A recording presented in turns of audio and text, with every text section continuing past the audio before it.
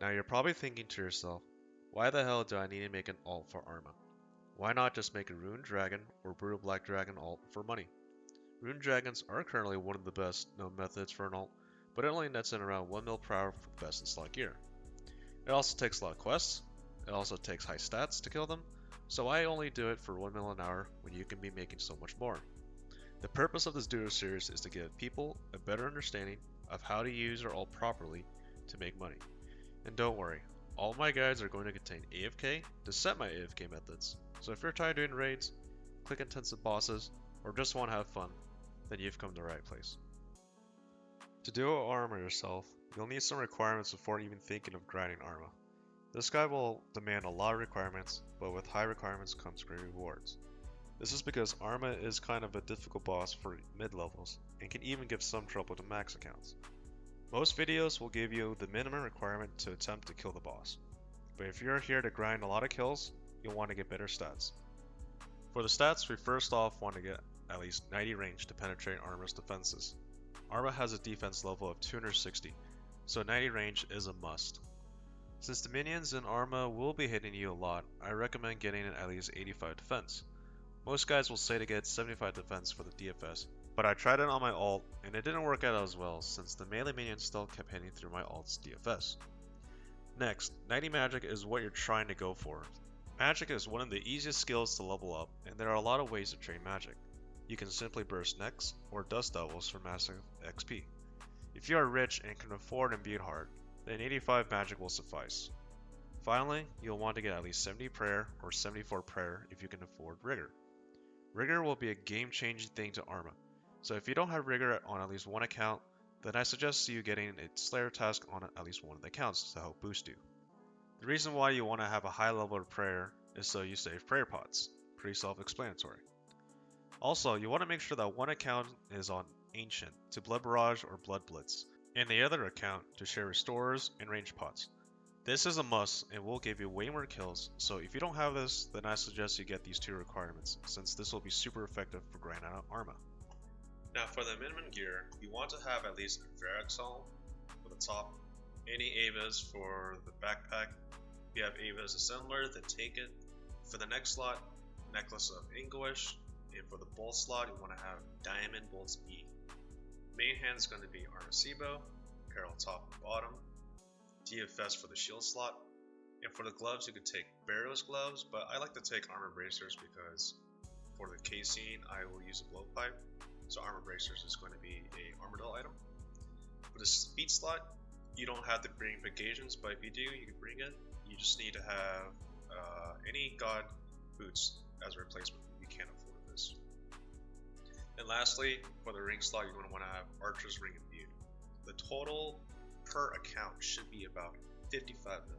So since you have two accounts, you only have 110 mil for the total.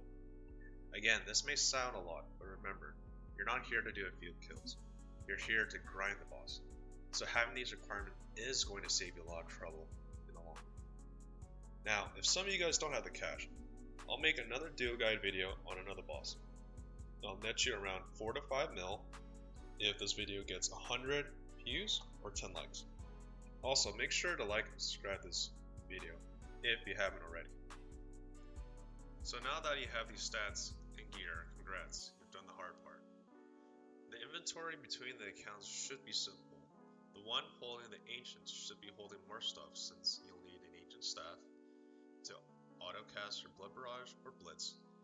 And I'll let you guys pause the video so you can see what I brought. For the pot share account, it's pretty much the same. You don't need an Ancient staff since you're on Lunars. And the reason why I have the Trollheim teleport and Ring of Dueling on both accounts is to just show you that you need to juggle your pots to bring more pots into the God Wars dungeon. So basically what you do is Trollheim teleport here, you drop a Super Restore, teleport to a Clan Wars, Castle Wars, doesn't matter. Go to the bank and pick up another Restore pot, and then you want to bank your Ring of Dueling so you can bring more Restores, and then simply teleport to Trollheim and then pick up your Super Restore. Pretty self-explanatory. I'm pretty sure everybody knows how to get there, so I won't talk about how to get there. Rather, I want to talk about the importance of not gaining an ecumenical key. Ecumenical keys are great and only should be worth getting if you have a Slayer task for avian seas. Otherwise, it's not too important to get there. To get the KC on both accounts, what I do is after using Mythic Grapple, you would drop it, wield your Toxic Blowpipe, and simply range and attack all the level 70s and 90s. You don't want to be attacking the Spiritual Mage or level 100 because, one, the Spiritual Mage will fuck you up since you have to pray range, and the melees will probably take a while since they're level 137.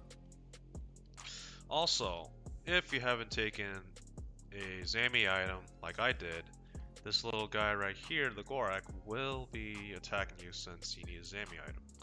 Simply, if the Gorak is attacking you, let's try to lure it. It's looking at me right now, it's attacking me.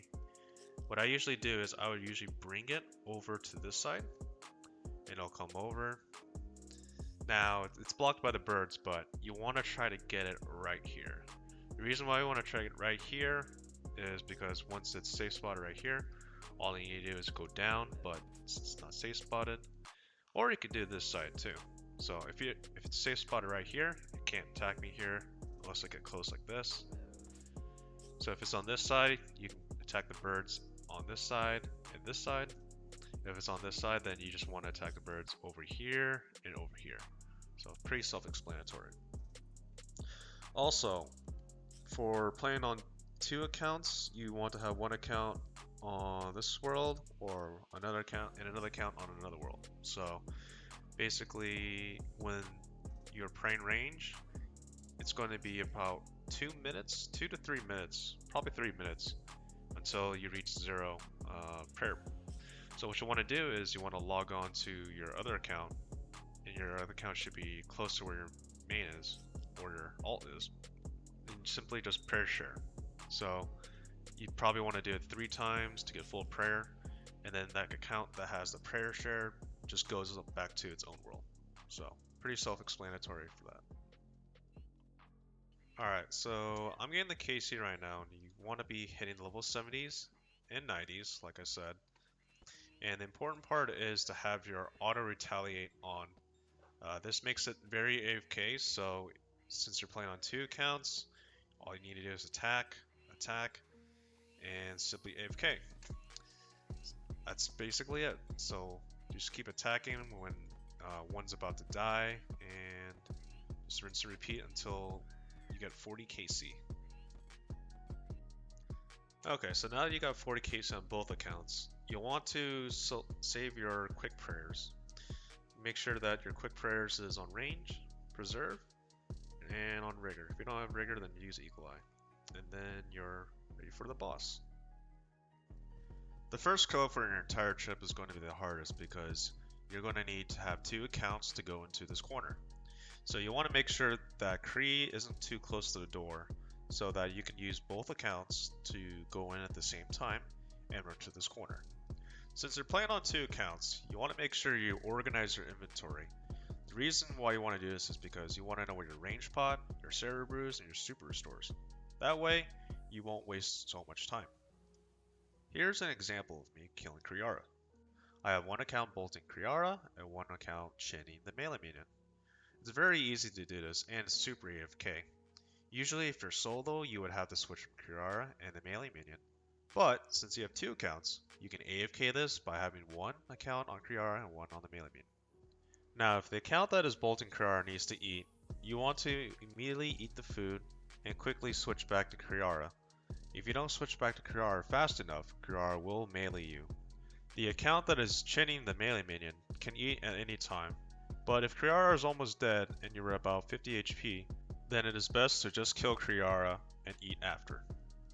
Now after KREE dies, you want to make sure the account that has the Lunars attack the mage minion, and the account that has the ancient attack the range.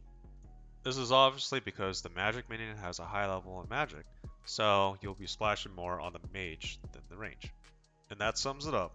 If you follow these steps, then I promise you will be making bank, and you will get to at least 1 bill within a month. Now don't get discouraged if you don't get an item for a while. Between my first kill and my second kill, it took me over 300 KC to get my second item. And after that second kill, it took me within 50 to 100 kills to get another item. As you can see, I've got many Armadillo hilts, Armadillo helmets, Armadillo chain skirt, no Armadillo chestplate, but hey, I'm making bank, and I'm making about 5 to 8 mil an hour, so you know what, I'm fine with that. So go ahead and make that Rune Dragon or Brutal Black Dragon alt into an Armor Duo alt. Thank you, and subscribe to my channel if you enjoy it.